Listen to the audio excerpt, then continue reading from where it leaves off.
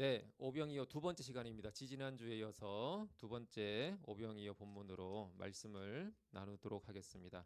오늘은 너희가 주어라라는 어, 초점을 맞추어서 말씀을 전하겠습니다. 지지난주의 말씀 기억하시나요? 무리를 불쌍히 여기시는 목자의 마음, 그 예수님의 마음을 좀 살펴봤고요. 목자 없이 살 수 없는 양 같은 인간의 실존을 우리가 또 함께 살펴보았습니다. 그러면서 예수님을 따라가는 제자의 삶은 예수님의 마음, 그 사랑과 긍휼의 마음에 동참하고 예수님이 하실 일에 함께 하는 것이 제자의 길이라는 것을 함께 나눴어요. 그리고 그때 예수님이 우리에게 요청하는 것이 너희가 먹을 것을 주어라 그렇게 요청하기 시작합니다. 잠깐 갑자기 생각이 났는데 제가 여러분들한테 몇 가지 칭찬을 할 거예요. 그러면 칭찬에 대해서 어떻게 반응을 할지 한번 살펴볼게요. 예를 들어서 현진 자매는 너무 건반을 너무 잘 쳐요. 네, 감사하다고 이렇게 반응해 주셨고요. 네, 우리미도 그에 못지않게 건반을 너무 잘 치는 것 같아요. 예, 네, 그러네요. 네, 네. 요한형제 너무 노래 너무 잘하고요. 네, 네. 은지 자매도 너무 잘하고요. 놀랐습니다. 지난주에도 너무 좋았고요. 네, 지윤이도 너무 노래를 잘한 것 같아요. 네, 네. 그래요. 이렇게 반응을 하시네요. 근데 대부분 가끔 이렇게 칭찬을 하면 크게 세 가지로 반응을 하는 것 같아요. 예, 이거 너무 잘하는 것 같아요. 예, 이제 아셨어요. 당연하죠. 저 그거 잘하는 거 맞습니다. 이렇게 반응하는 사람들이 있고요.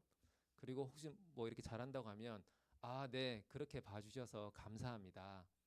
예, 뭐 내가 깊이 동의는 안 되지만 하지만 그렇게 봐주시니 참 감사합니다. 이렇게 어쨌든 이게 받아들이는 거죠.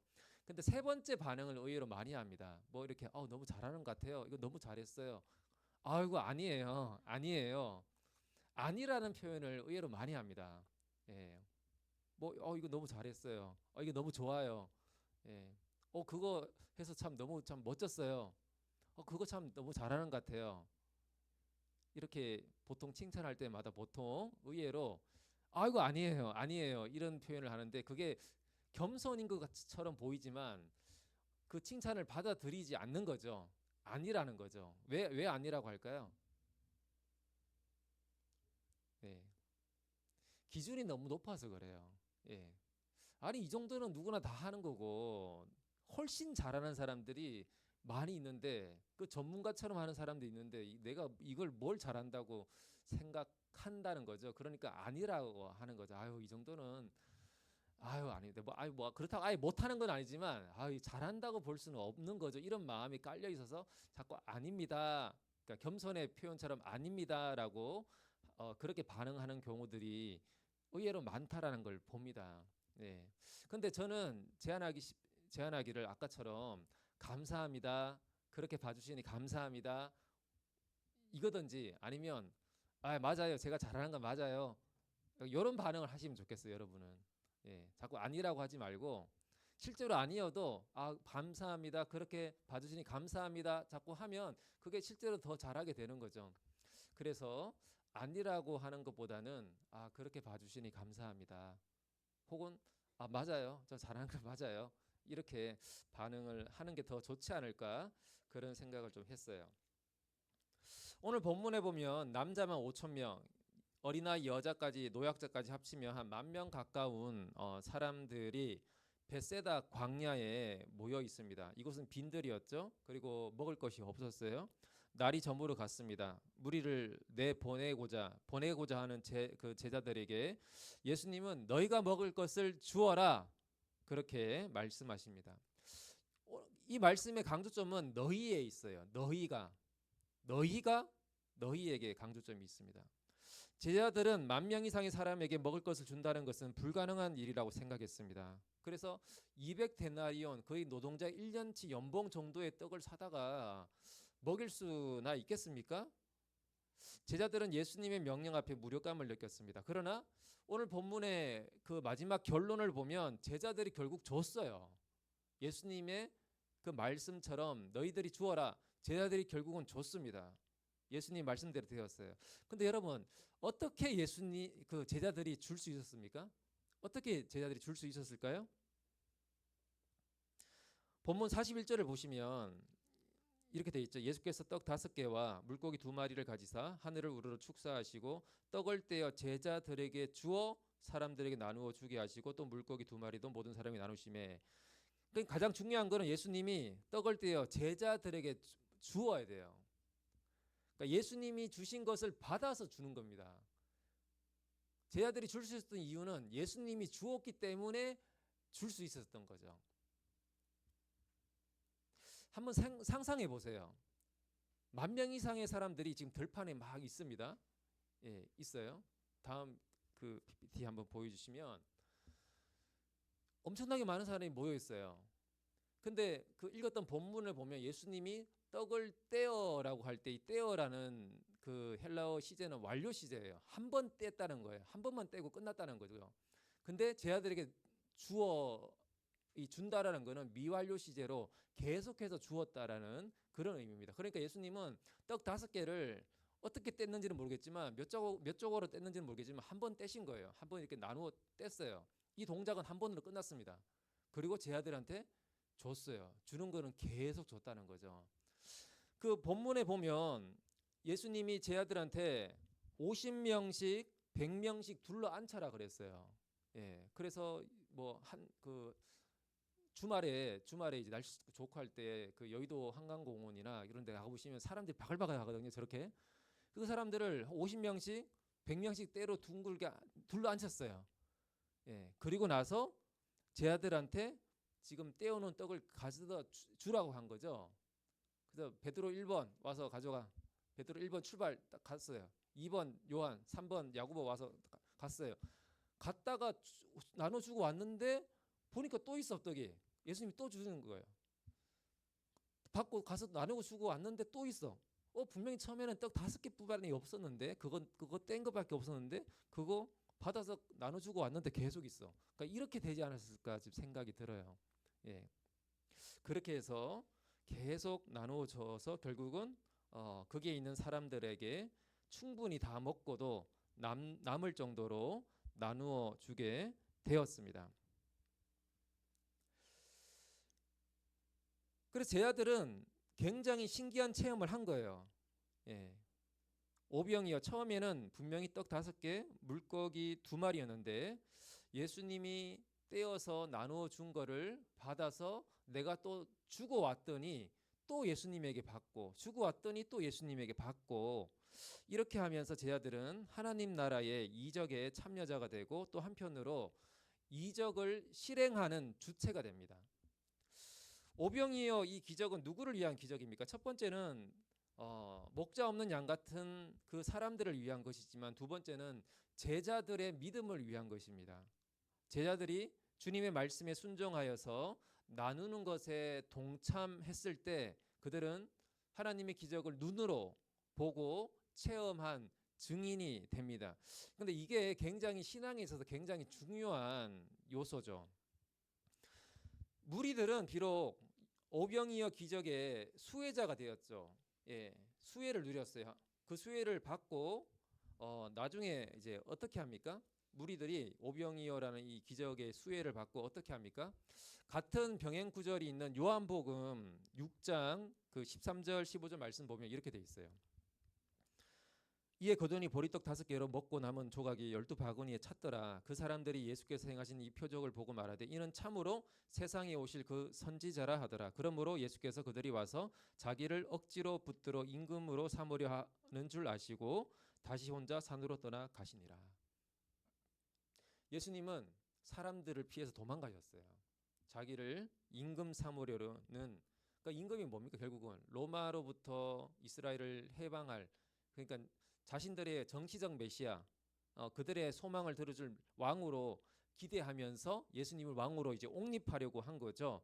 그러나 예수님은 그들의 요구를 거절하시고 그 요한복음 그 이어지는 내용들을 보면 굉장히 어려운 말씀들을 하십니다. 무슨 말이냐면 인자의 살과 피를 먹지 않으면 안 된다. 생명이 없다. 반드시 인자의 그 살과 피를 먹어야 된다. 이런 얘기를 하세요. 그러니까 우리는 이제 그 말이 당연히 예수님의 그 피 흘리심을 의미한다는 걸 알지만 당시 사람들은 아니 식인종이야? 그 뭐야 인육을 먹어야 된다고? 그러니까 이렇게 받아들이는 거죠. 그러니까 이게 너무 어려운 말씀이잖아요. 그래서 대부분의 사람들이 예수님의 이 말씀 때문에 떠나요. 떠났다라고 기록하고 있어요. 그리고 제자들만 남아요. 그래서 예수님이 제자들한테 물어요. 너희들도 떠날래? 그렇게 묻습니다. 그때 베드로가 한 유명한 말이 있죠. 요한복음 6장 68절 말씀에 보면 네.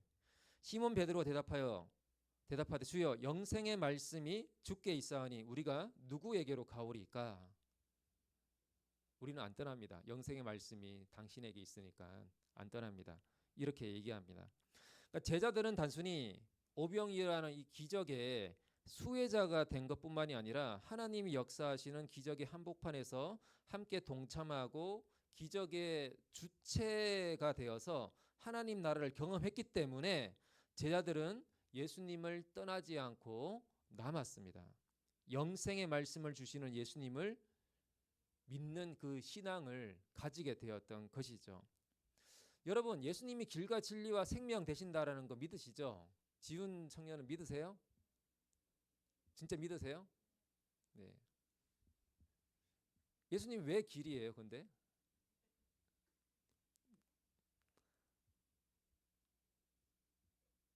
예수님 왜 생명이에요? 이렇게 물으면 좀 이제 할 말이 좀 이제 마땅지 않죠. 네. 여러분은 누구한테 물어도 예수님이 길과 진리와 생명이십니까? 물으면 다들 아멘 하실 것 같아요. 예, 네, 그렇게 믿습니다라고 고백하실 것 같습니다. 근데 우리가 주일학교 때부터 예수님이 길과 진리와 생명 되셔 이렇게 교육 받아 와서 맞아 예수님이 그런 분이야라고 확고히 믿는 거 물론 그거 되게 중요한데 근데 그런 믿음은 사실 신천지도 있어요. 다른 종교에도 있고요. 예, 정말 울면서 진리라고 막 그렇게 얘기하죠. 막 신천지 사람들도. 근데 왜 예수님이 길인가? 왜 진리인가? 예수님 왜 생명인가? 라고 질문을 던졌을 때 그냥 정답처럼 성경에 그렇게 기록돼 있으니까요. 이제 그 이상의 정말 내 인생과 내 삶의 경험을 통해서 내 존재를 통해서 예수님은 이렇기 때문에 길입니다. 예수님이 진리가 맞습니다. 예수님은 생명이 맞습니다. 라고 고백하는 거와는 단순히 교육받아서 얘기하는 거와는 좀 다른 차원인 것 같아요. 그러니까 제자들은 약간 이제 그런 경험을 한 거예요. 예. 그들이 오병이어의 기적의 주체가 되면서 그 현장에서 그 경험을 하면서 예수님이 정말 영생의 말씀이 맞으시구나. 그 경험을 했던 것이죠. 예수님이 축사하시고 떼어서 우리에게 주신 것이 있습니다. 예. 제자들에게 떡을 주신 것뿐만 아니라 예수님 오늘날 우리에게도 어떻게 보면 그분이 축복하시고 떼어서 우리에게 주신 것들이 있습니다. 그것을 나누고 그것을 우리 주변에 나눌 때 그 나누는 건 누가 해야 돼요? 내가 해야 되는 거죠. 누가 해주는 게 아니라 내가 직접 해야 됩니다. 그렇게 할 때 예수님이 진짜 내가 예수님이 나에게 주신 것을 내가 나누어 보니까 실제로 나누어 보는 경험들을 해보니까 예수님이 진짜 길이신 게 맞구나. 그분이 정말 진리고 생명이신 게 맞구나라는 것을 더 깊이 알게 되는 것이죠. 제자들이 이제 그런 경험들을 한 것 같습니다. 하나님이 우리에게 주신 여러분에게 주신 건강, 시간, 물질, 재능 때로는 예수님의 그 축복을 받아서 구별되어져서 예수님이 떼어서 이거는 네가 나누어 주면 좋겠다라고 그런 감동을 주실 때 그때 여러분이 한번 나누어 줘 보십시오. 여러분의 있는 걸 가지고 나누어 줘 보십시오. 그러면 그때 하나님의 더 실제적인 체험을 하나님이 정말 이러신 분이구나라는 것을 더 깊이 알게 될 것입니다. 근데 아까 제가 처음에 칭찬했을 때 반응을 물은 것처럼 오늘날 한국 사회를 살아가는 많은 청년들에게 가장 큰 장애물 중에 하나가 빈곤 의식 같아요. 빈곤 의식. 예. 그러니까 없다라는 생각 때문이죠. 없다. 내가 가진 게 없다. 내가 준비된 게 없다. 내가 마련해 놓은 것이 없다. 다른 사람들에 비해서 내가 가진 게 없다. 그런 의식들이 많이 있습니다. 근데 오늘 본문의 제자들도 비슷했어요. 마가복음에서는 예수님이 너희에게 떡 몇 개가 있는지 가서 좀 알아보고 와라. 알아보고 와라. 그래서 제자들이 가서 알아보니까 떡 5개와 물고기 2마리가 있습니다라고 이렇게 간단히 기록했죠. 다음 본문 한번 넘겨주시면, 그런데 누가복음에서 똑같은 내용이 이렇게 되어 있어요. 누가복음에서는 우리에게 떡 5개와 물고기 2마리밖에 없으니 이 모든 사람을 위하여 먹을 것을 사지 아니하고서는 할 수 없사옵나이다. 제자들은 떡 5개와 물고기 2마리밖에 있다 그랬어요? 없다 그랬어요? 없다 그랬어요. 남자만 5,000명이나 되는 이 수많은 사람들 앞에서는 이 오병이어 떡 5개 물고기 2마리는 없는 거죠. 없는 거와 마찬가지라는 거죠. 있어도 없는 겁니다. 그러니까 그런 표현이었어요. 요한복음 6장에는 특별히 안드레가 예수님 앞에 이렇게 얘기합니다. 6장 9절 말씀 다음 넘겨주시면, 여기 한 아이가 있어 보리떡 5개와 물고기 2마리를 가지고 있나이다. 그러나 그것이 이 많은 사람에게 얼마나 되겠사옵나이까? 예, 얼마나 되겠사옵나이까?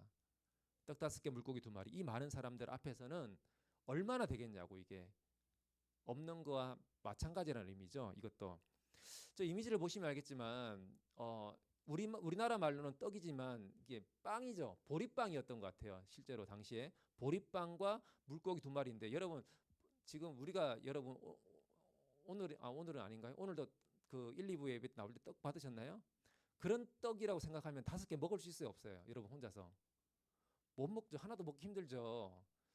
근데 이게 어린아이가 가지고 온 도시락이거든요. 그러니까 어린아이 초딩들 먹는 도시락 양 아세요?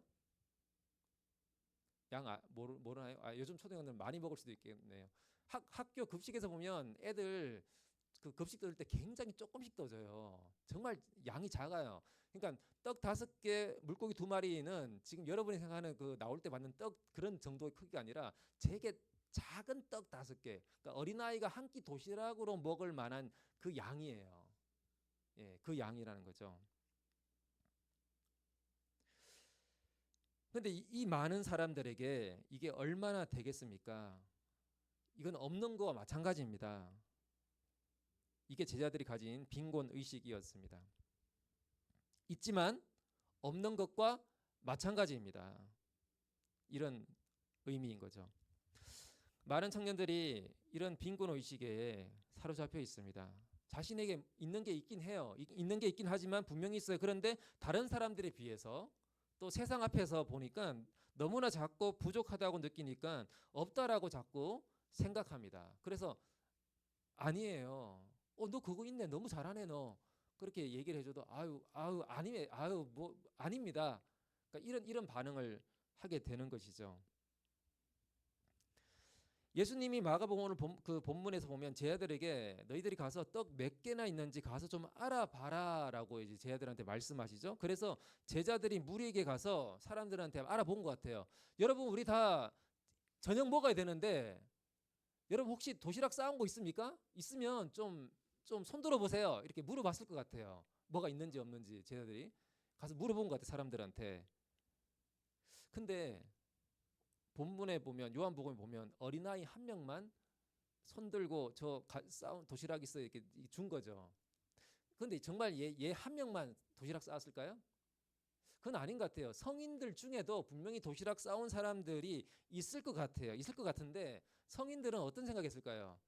아니 내 싸운 거 요거 내놔 봐야 이게 지금 10,000명 되는 사람들을 어떻게 뭐 간에 기별도 안 가는데 이걸, 이런 생각으로 아마 안 내어놨을 것 같아요. 네. 이거 내놔봐요. 뭐 소용도 없고 없는 거와 마찬가지지. 성인들은 이런 생각을 합니다. 어른들은 이런 생각을 해요. 계산적이에요. 근데 어린아이는 현실적이지 않고 계산적이지 않습니다. 어린아이들을 보면 따지지 않아요. 그래서 자기한테 있는 거 내놓은 거예요. 자기가 먹을 분량의 도시락을 이렇게 내놓은 거예요. 그거 내놓은 거 그거로 예수님이 오병이의 기적을 일으키신 것이죠. 지금 여러분 우리가 이렇게 함께 모여 있는데 여러분 예배 끝나고 배고플 텐데 혹시 예배 끝나고 나서 여러분 현재 주머니에 있는 거 먹을 거 있는 사람이 있으면 좀 내놔 보십시오. 지금 이렇게 요청하면 어떻게 반응하시겠어요? 지금 있는 거 주머니 혹시 먹을 거 조금이라도 있는 사람 한번 내놔 보십시오. 내놓나요? 네, 네, 마이쮸인가요? 네, 마이쮸를 내놨습니다. 네, 감사하네. 이따가 나눠서 먹을게요. 네, 네. 근데 주머니에 사탕 하나 있으면 내놓기 힘들죠. 아니 사탕 이게 하나 뭐라고 뭘 나눠 먹어. 근데 어린아이들은 내놓습니다. 왜요? 계산하지 않기 때문에 그래요. 계산하지 않습니다. 내놓습니다. 오병이의 기적은 내게 있는 것, 작다고 혹은 없다고 느끼는 그것을 없다라고 생각하지 않고 주님이 찾으실 때 그것을 내어놓으면 주님이 그것을 가지고 역사하시는 그런 기적이었습니다. 그래서 너희가 먹을 것을 주어라. 이거는 너희들이 가서 엄청난 재정 모금을 하고 엄청난 프로젝트를 계획하고 사업이라고 생각하고 이렇게 막 준비하라는 그런 의미가 아니었어요. 여러분 신발 회사 신발 브랜드 중에 탐스 신발 신어 보신 분 있으신가요? 탐스. 여러분은 모르시나? 좀 옛날 브랜드긴 한데. 예. 이 탐스라는 신발 회사를 세운 블레이크 마이코스키라는 사람이 있어요. 예. 저 신발 기억 나시나요? 지금은 거의 다 사라지긴 했는데 20년도에 아마 거의 한국에서 거의 철수를 한 것 같아요. 그때 거의 다 망해가지고. 저 탐스 신발을 저도 예전에 신어봤는데 왜 신었냐면 저 신발을 하나 사면 똑같은 신발 하나가 신발이 없는 아이들한테 기부가 됩니다.